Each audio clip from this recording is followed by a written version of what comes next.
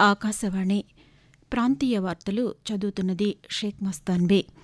ముఖ్యాంశాలు: స్టార్టప్లు భారీగా పెరుగుతుండటంతో దేశంలోని యువతకు ఉద్యోగ అవకాశాలు లభిస్తున్నాయని ప్రధానమంత్రి నరేంద్ర మోదీ పేర్కొన్నారు. ఆంధ్రప్రదేశ్ రాష్ట ముఖ్యమంత్రి నారా చంద్రబాబు నాయుడు ఈరోజు కాకినాడ జిల్లాలో పర్యటించనున్నారు. ఉమ్మడి ఆదిలాబాద్ను పారిశ్రామికంగా అభివృద్ది చేస్తామని తెలంగాణ ముఖ్యమంత్రి ఏ రేవంత్ రెడ్డి తెలిపారు. ఆంధ్రప్రదేశ్లో భారీగా పెట్టుబడి పెట్టేందుకు ఏఎం గ్రీన్ సంస్థ ముందుకు వచ్చిందని విద్యాశాఖ మంత్రి నారా లోకేష్ తెలిపారు.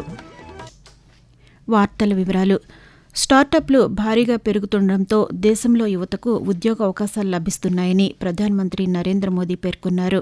స్టార్టప్ ఇండియా 10వ వార్షికోత్సవం సందర్భంగా ఢిల్లీలో భారత మండపంలో నిన్న నిర్వహించిన కార్యక్రమంలో ఆయన పాల్గొన్నారు. ఈ సందర్భంగా ప్రధానమంత్రి మాట్లాడుతూ, దశాబ్ద కాలంలో స్టార్టప్ ఇండియా దేశంలో ఒక విప్లవాన్ని సృష్టించిందని అన్నారు.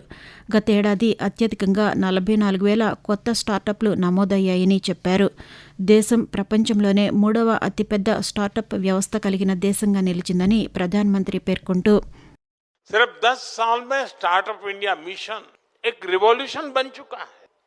भारत आज दुनिया का 3rd लार्जेस्ट स्टार्टअप इकोसिस्टम है. 10 साल पहले देश में 500 से भी कम स्टार्टअप्स थे. आज ये संख्या बढ़कर 2 लाख से ज्यादा है. 2014 में भारत में सिर्फ 4 यूनिकॉर्न थे. आज भारत में करीब 125 एक्टिव यूनिकॉर्न है. ఆంధ్రప్రదేశ్ ముఖ్యమంత్రి నారా చంద్రబాబు నాయుడు ఈరోజు కాకినాడ జిల్లాలో పర్యటించనున్నారు. పర్యటనలో భాగంగా కాకినాడ సమీపంలోని AM green ammonia private limited plant నిర్మాణానికి ఉప ముఖ్యమంత్రి కె పవన్ కళ్యాణ్తో కలిసి ఆయన శంకుస్థాపన చేయనున్నారు.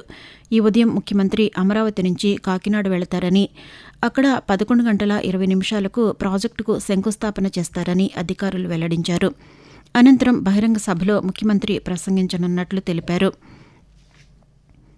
ఉమ్మడి ఆదిలాబాద్ను పారిశ్రామికంగా అభివృద్ది చేస్తామని తెలంగాణ ముఖ్యమంత్రి ఏ రేవంత్ రెడ్డి తెలిపారు.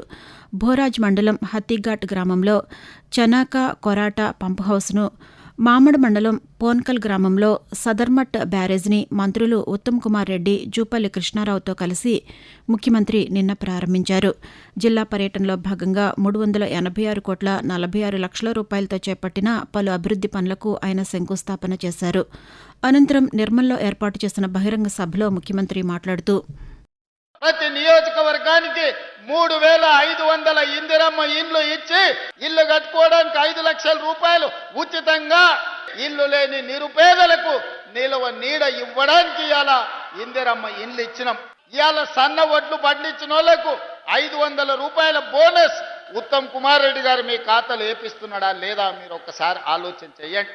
మీ అందరికీ 200 యూనిట్ల వరకు 50 లక్షల కుటుంబాలకు 50 లక్షల ఇళ్లకు ఉచితంగా కరెంటు మీ ఇంటికి వస్తుందా లేదా ఆలోచన చెయ్యండి. ఆంధ్రప్రదేశ్లో భారీ పెట్టుబడులు పెట్టేందుకు ఏఎం గ్రీన్ సంస్థ ముందుకు వచ్చిందని విద్యాశాఖ మంత్రి నారా లోకేష్ తెలిపారు. ఇందుకు సంబంధించిన వివరాలు సామాజిక మాధ్యమం ఎక్స్ వేదికగా వెల్లడించారు. కాకినాడలో ఏఎం గ్రీన్ కంపెనీ $10 బిలియన్ పెట్టుబడితో గ్రీన్ అమ్మోనియా ప్లాంట్ ఏర్పాటు చేయనున్నట్లు పేర్కొన్నారు. ఏడాదికి 1.5 మిలియన్ టన్నుల గ్రీన్ అమ్మోనియా ఉత్పత్తి చేయడంతో పాటు జర్మనీ, సింగపూర్, జపాన్కు ఎగుమతి చేయనున్నట్లు చెప్పారు. ఈ ప్లాంట్ ఏర్పాటుతో 8,000 మందికి ఉద్యోగ అవకాశాలు లభిస్తాయని మంత్రి తెలిపారు. ప్రజా సమస్యల పరిష్కారానికి ప్రభుత్వం అధిక ప్రాధాన్యతనిస్తోందని ఆంధ్రప్రదేశ్ మైనార్టీ సంక్షేమ శాఖ మంత్రి ఎన్ఎండి ఫారూక్ తెలిపారు. నంద్యాల జిల్లా కేంద్రంలో నిన్న నిర్వహించిన ప్రజా దర్బార్లో ప్రజల నుంచి వినతులను మంత్రి స్వీకరించారు. ఈ సందర్భంగా ఆయన మాట్లాడుతూ, అర్జీదారులకు సత్వర న్యాయం జరిగేలా అవసరమైన చర్యలు తీసుకోనున్నట్లు చెప్పారు. ప్రజల చెంతకే పాలనను తీసుకురావాలన్నది ప్రభుత్వ సంకల్పమని పేర్కొన్నారు.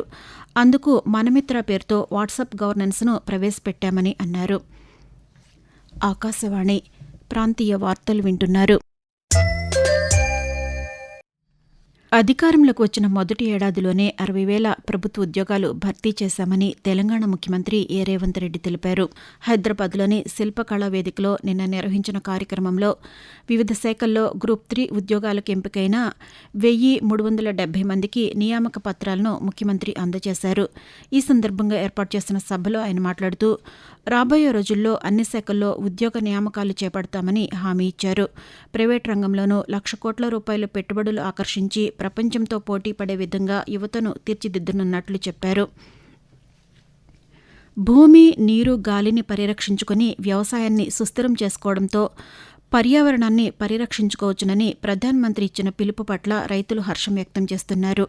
పల్నాడు జిల్లా దాచేపల్లి మండలం కాట్రపాడు గ్రామానికి చెందిన రైతు రమేష్ ఆకాశవాణితో మాట్లాడుతూ ప్రకృతి వ్యవసాయం ద్వారా పర్యావరణ సమతుల్యత కాపాడడం సాధ్యమవుతుందని తెలిపారు. తక్కువ ఖర్చుతో అధిక ఆదాయాన్ని పొందడంతో పాటు భూమిని కాపాడుకోవచ్చునని పేర్కొంటూ నేను గత 8 సంవత్సరాల నుంచి ప్రకృతి వ్యవసాయం చేస్తున్నాను.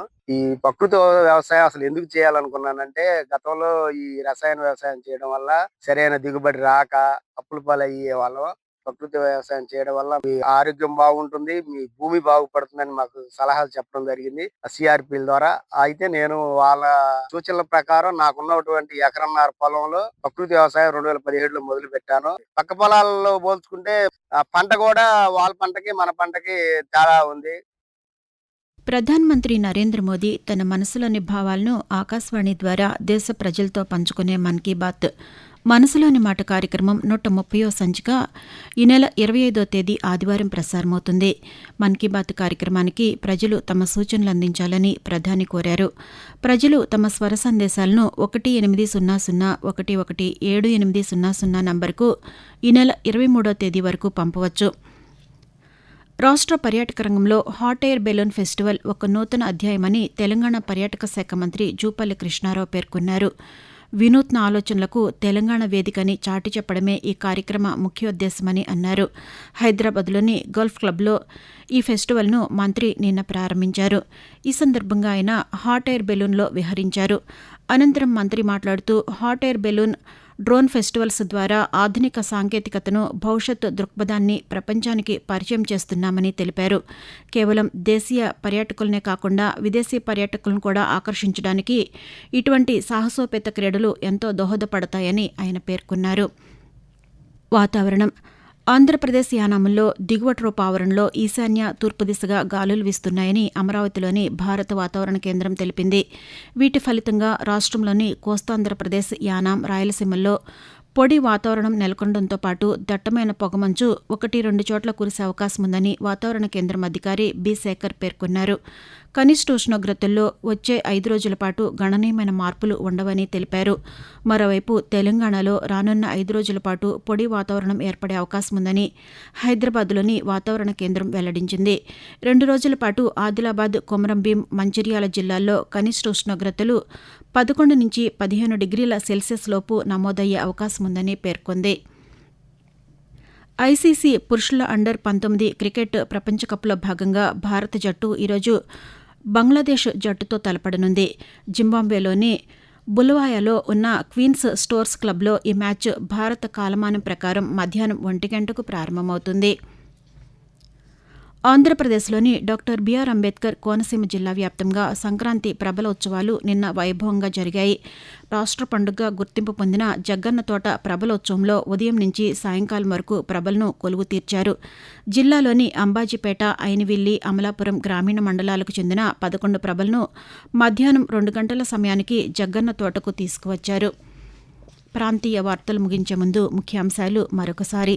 స్టార్టప్లు భారీగా పెరుగుతుండటంతో దేశంలోని యువతకు ఉద్యోగ అవకాశాలు లభిస్తున్నాయని ప్రధానమంత్రి నరేంద్ర మోదీ పేర్కొన్నారు. ఆంధ్రప్రదేశ్ రాష్ట్ర ముఖ్యమంత్రి నారా చంద్రబాబు నాయుడు ఈరోజు కాకినాడ జిల్లాలో పర్యటించనున్నారు. ఉమ్మడి ఆదిలాబాద్ను పారిశ్రామికంగా అభివృద్ధి చేస్తామని తెలంగాణ ముఖ్యమంత్రి ఏ రేవంత్ రెడ్డి తెలిపారు. ఆంధ్రప్రదేశ్లో భారీగా పెట్టుబడి పెట్టేందుకు ఏఎం గ్రీన్ సంస్థ ముందుకు వచ్చిందని విద్యాశాఖ మంత్రి నారా లోకేష్ అన్నారు. ఆకాశవాణి ప్రాంతీయ వార్తలు ఇంతటితో సమాప్తం.